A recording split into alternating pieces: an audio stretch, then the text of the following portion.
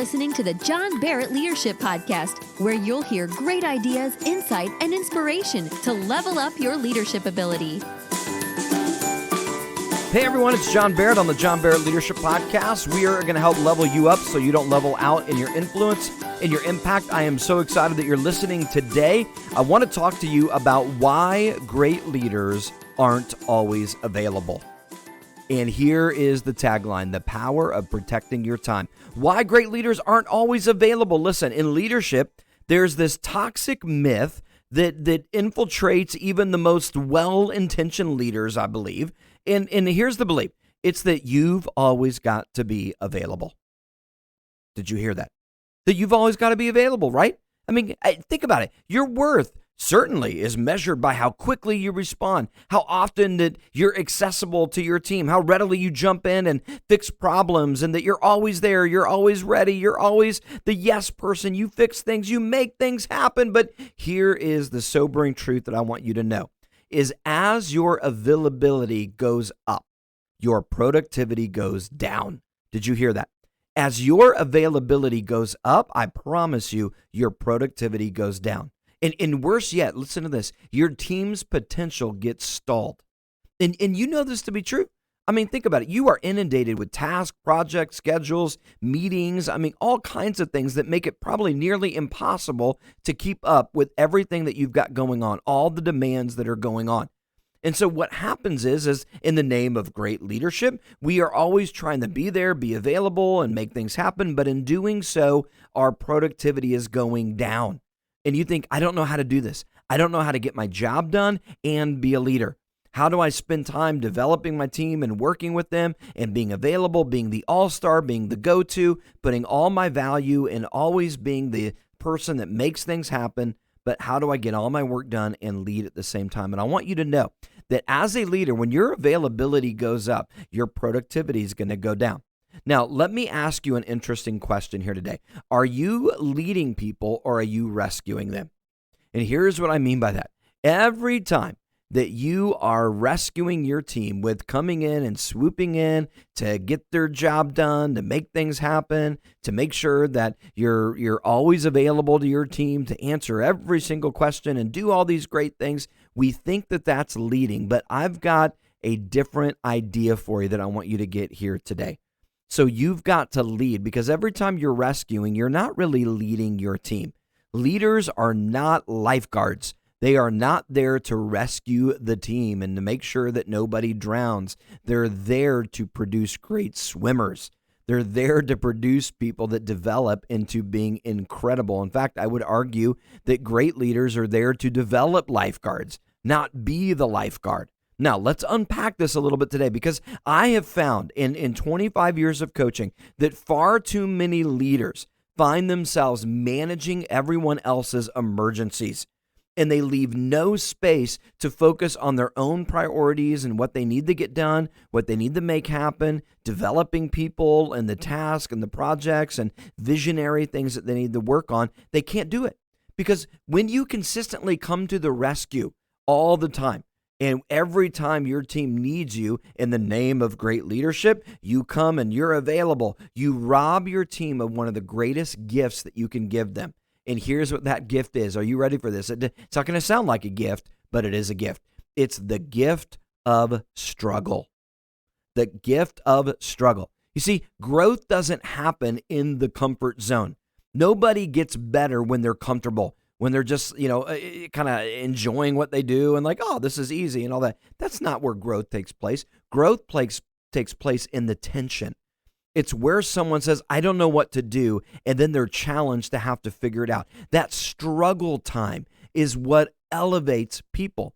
It's what allows them to develop to be the best they can be. If you never make it uncomfortable for your team to have to figure it out and be problem solvers because you're always coming to the rescue, what's going to happen is you are not going to give them that struggle time.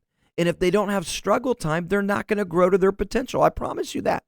Listen, the only way that somebody grows is for them to struggle with things. Now, is there too much tension at some point? Yes. I'm not saying you throw them out there and you don't give them any support, any help, which we'll unpack in a little bit. I'm not saying that, but I am saying that you've got to allow them to struggle.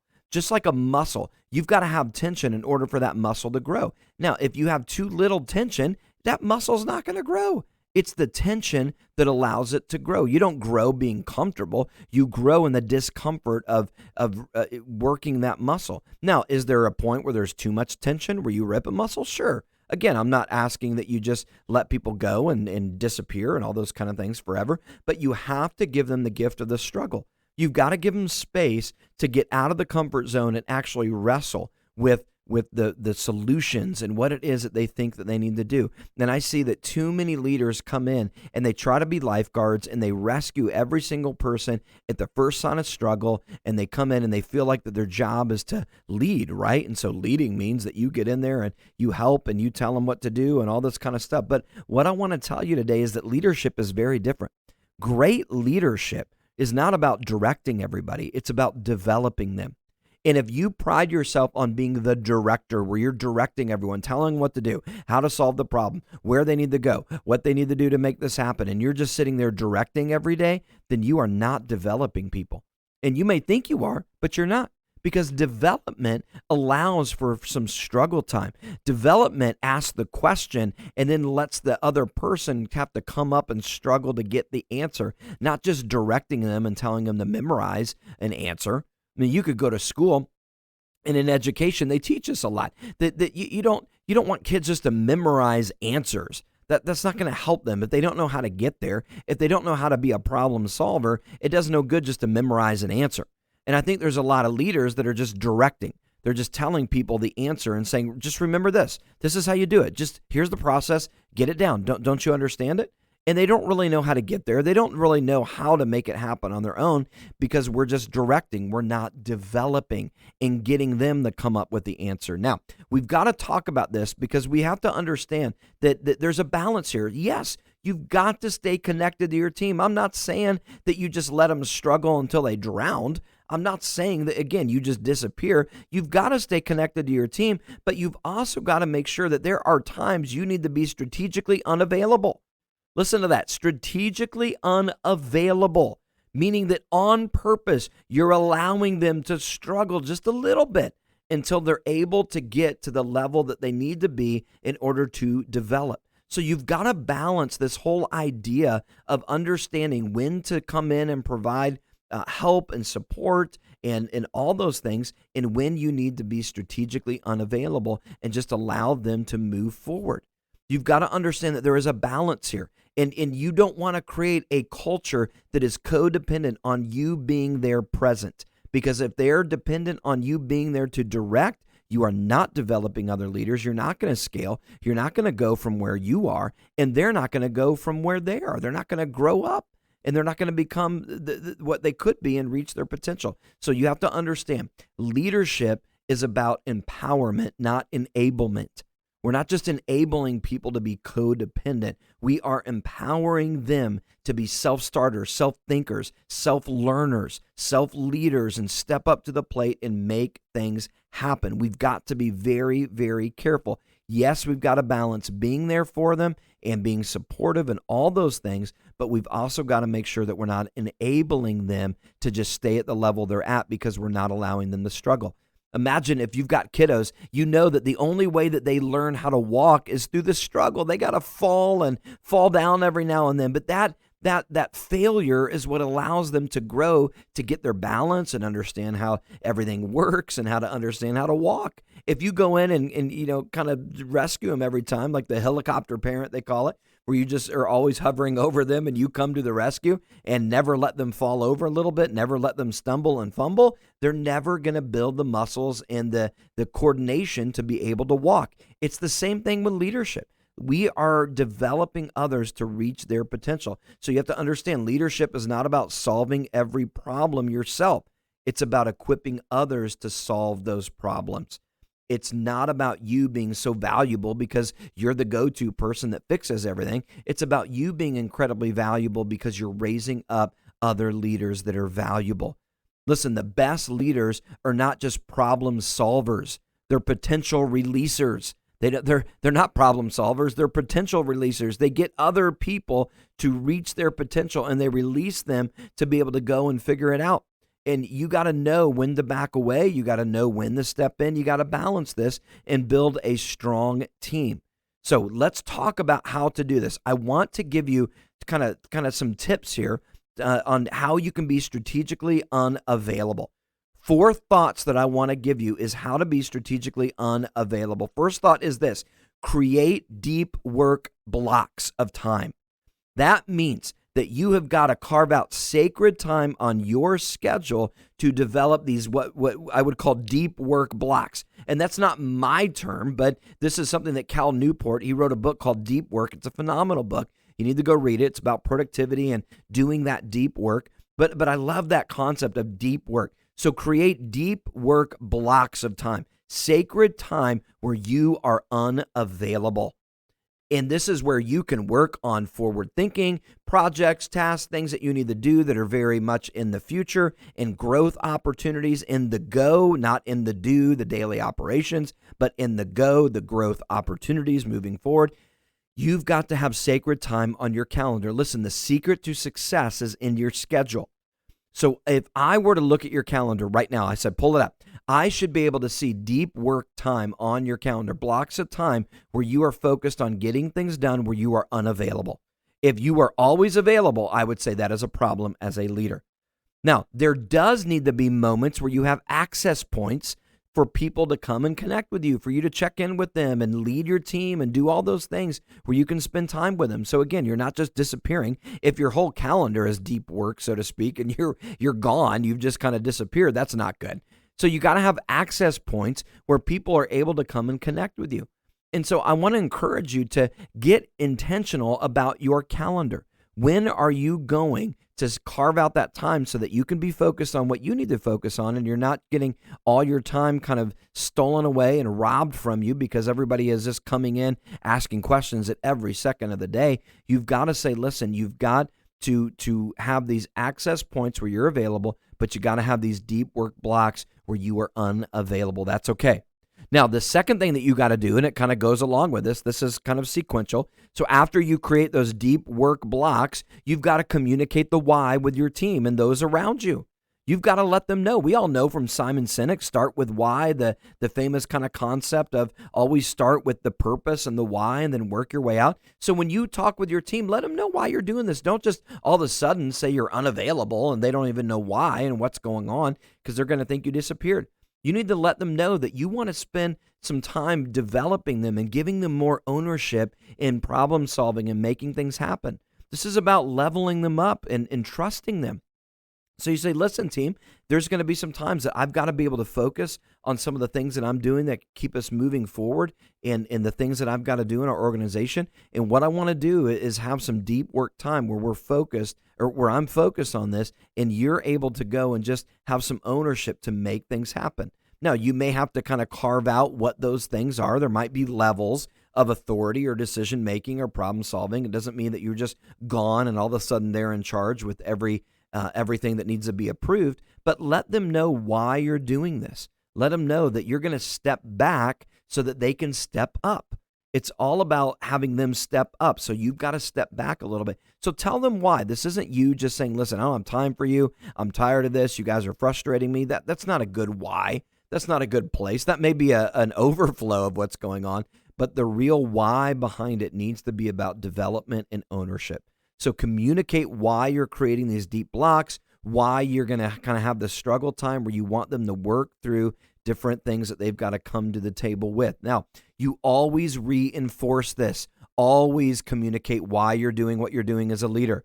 Listen, a lot of times people are just looking for you to come give them the answer. Like, come on, boss, give me the answer. Come on, this is why you're paid the big bucks, right? This is why you're in that role. Tell me what you want and I'll just do it. Don't take the bait. Always tell them, say, hey, listen, remember, I'm here to help develop and help raise you up and to help get your potential to be released. So listen, I'm stepping back to step up. So always communicate the why you're doing what you're doing. Even if it's the deep work, anything that you're doing, always communicate that. Third thought I want you to think about is this: lead with questions.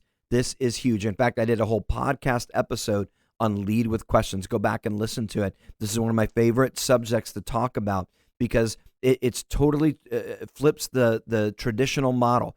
The traditional model of leadership that just does not work anymore, and I would argue wasn't even the best way to lead ever, is to lead with answers, meaning that you as the leader have all the answers and you tell everybody what to do, and your team is expected to ask any questions so they can they can have clarification on what you want, boss. And so you say, here's what I want, here's what we're going to do, we're going to make it happen, this is what we're going to do, and all of this. Any questions? And if there's no questions from the team, we think we've done a great job as a leader. Listen, that is so ineffective, it's unreal. Here's where great leaders flip the script. They lead with questions. They lead with questions and they expect answers to come up. Here's what I mean by that. They lead with questions saying, hey, here's where we're going to go into the future. How can we make that happen, team? When can we make that happen? What's going to hold us back from getting there? What are some things that have to change? What are some things that we've got to do to up our productivity? And they engage the team to come up with answers. And when the team says, well, boss, I'm not sure. We probably have to be able to double down our production rate in order to reach those goals. Then you say, okay, how can we do that? When can we do that by? What has to happen? What resources do you need to make that happen? What could stand in our way from hitting that or not hitting that goal? And so you engage your team by simply leading with questions. Listen, you know what the greatest leaders I've ever seen, they're able to lead almost any kind of meeting or anything because you don't have to be a know-it-all on everything in the organization, but you've got to be great at leading with questions. If you can be great at leading with questions, you can almost go lead anything, because you tap into the expertise and the potential of those around you, and you lead with questions. Listen, this is all about developing people, not just directing them. Directors lead with answers. Developers lead with questions. And can I tell you, the greatest leaders out there, hands down, lead with questions. This is a commonality.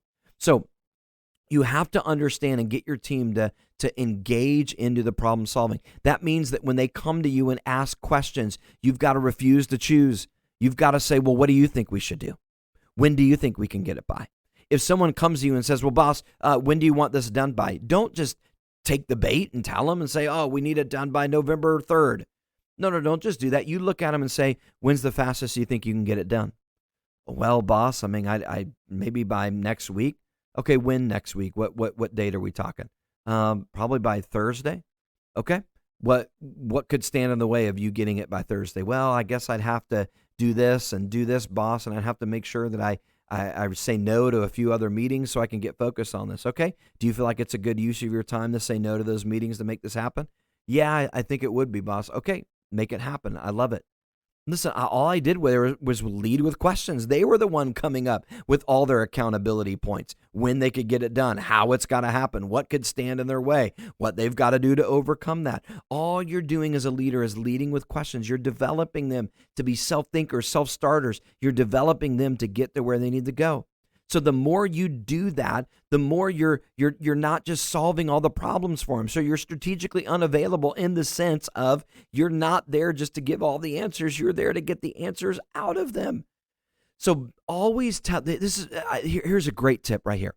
Always tell your team that every time they come to you with a question, that they also need to come up with one or two possible answers to it, even if they don't know. Because you're helping them calibrate and learn how to be problem solvers. So even if they say, but boss, the reason I'm coming to you with a question is because I don't even know where to start. You've got to be able to say, where do you think you should start? If you just throw a dart at the wall, I mean, anything, your best option, your best thought, what would you do to start? Or what do you think we should do in this situation? And you just slow down a little bit with your team. Listen, it takes a little extra time to spend developing your team. This is why most leaders don't do it. They just lead with answers and they just direct and they just say, go do this, go do that. Here's what you need to do. Here's the answer. Go make it happen. But you're not developing your team. So I want you to always communicate this with your team. When you communicate the why, like we talked about in step 2, and then you go to step 3 and you lead with questions, you tell them that kind of instate this solutions first protocol is what I call it. Solutions first protocol, that every time they come to you with a question, they've got to pose at least 2 possible solutions. You got to bring it to the table. You got to just tell me, what do you think it should do? And so I want to encourage you to not only get your team to think that way and to build that culture, but I also want you to remember that lead with questions Every time your team comes to you looking for clarity, they're looking for direction, they're looking for answers, turn it on them and get them to struggle through it a little bit. That doesn't mean that you don't come to the rescue. Obviously, if they're drowning, you're going to jump in and you're going to save them, but don't let your first instinct to be a lifesaver and just jump in at the first sign of struggle and throw out the life raft and jump in the water and pull them out.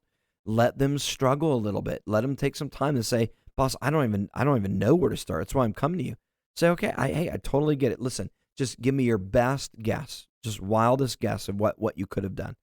And then let them go. And then you can direct them. You can say, hey, actually, you're spot on. That was a great idea. Or you can look at them and say, well, interesting that you said that. Here's some reasons why maybe that would have been challenging. What another question you could have asked, or who could you have gone to other than that?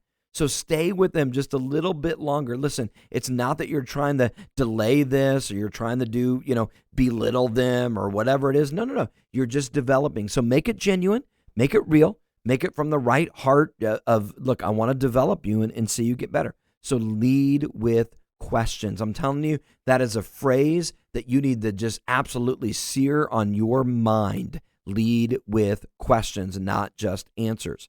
The fourth thing that I want you to think about is this: celebrate effort. Now, I am not talking about participation trophies to everybody and all that. Listen, outcomes are important. We got to win the game. That's why we're doing what we do. But you do have to celebrate effort. You've got to make sure that you reward people's struggle. Now, I'm not saying you celebrate minimal effort of nothing and just trite ways. I'm talking about when someone truly is trying to struggle and learn, even if they get it wrong, you've got to celebrate that effort tremendously. Listen, you reward what you want repeated. And if you want something repeated, then reward it. You can reward this verbally. When people come to you and they give you a few answers, even if they're wrong, you can say, hey, that's not exactly what we do, but I appreciate you thinking through that. That was a great thought. I'm interested in how you got there. I think that's a great start right there. I think you were on the right track, but let's kind of walk through it and see where we could have taken it further.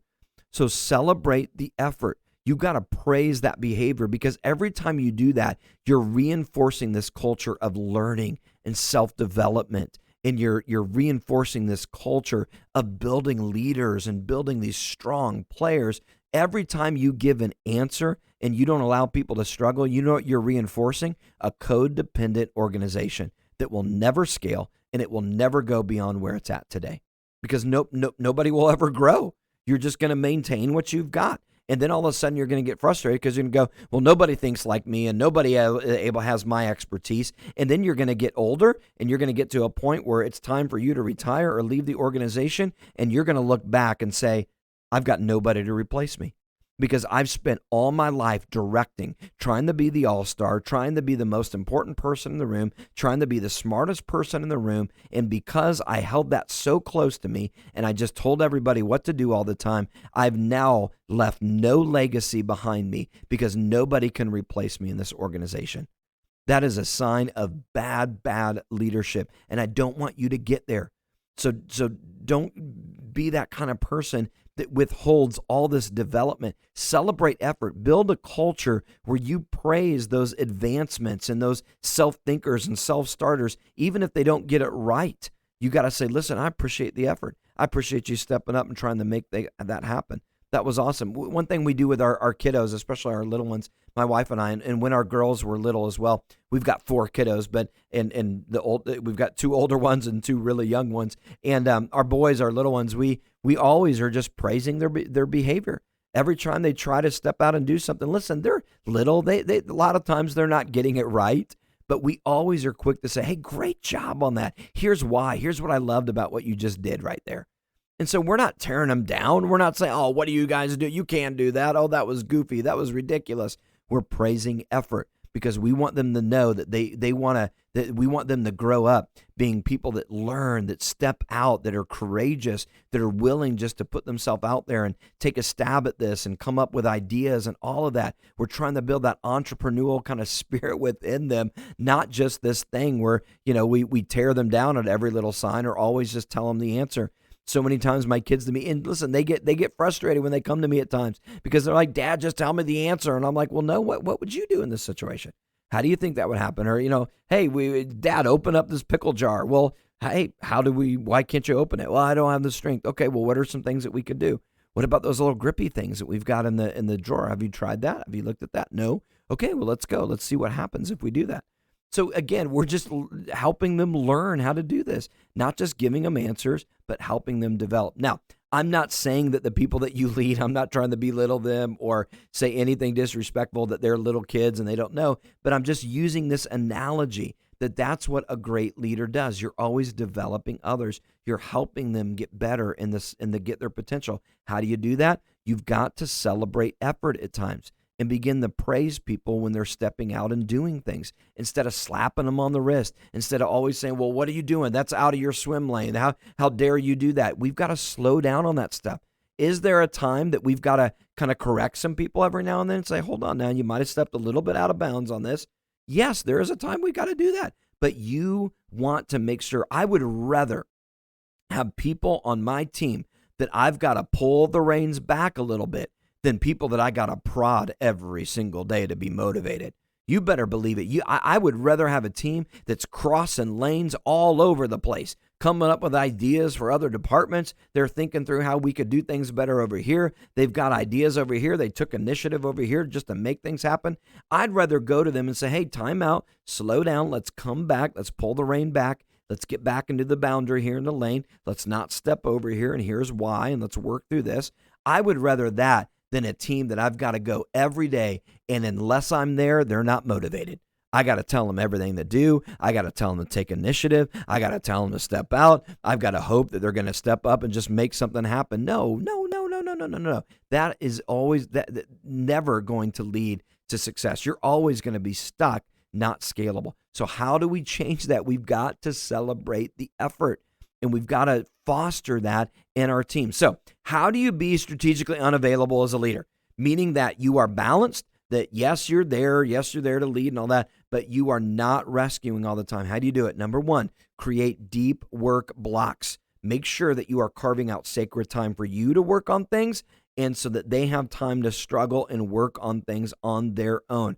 Don't always be available and always picking up the phone and always that. Have access points, moments in the day that you are available and that you can help. But when you do that, you got to lead with questions, okay? Second thing is communicate the why. Make sure you don't just do this out of nowhere. Communicate why you're doing what you're doing. Make sure that they understand the heart behind it. It's all about development. It's all about leveling them up. You're going to step back so that they can step up.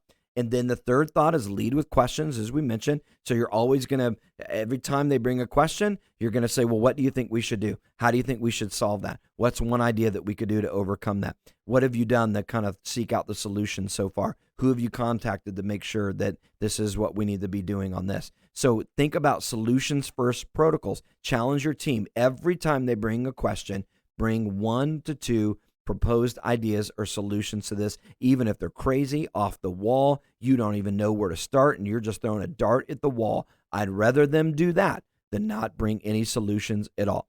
And then the fourth thing is celebrate the effort. Make sure that you build that culture by talking about it. Listen, leaders, I'm telling you, you've got to be strategically unavailable at times so that you can raise your team up. As a young leader, there were times that I literally would not show up to different things or show up late or let them kind of run with things so that they could just get that struggle time in. I can remember thinking, man, I kind of feel bad right now. I'm really could easily be there. I could easily jump in. I could have easily shown up and helped out with that.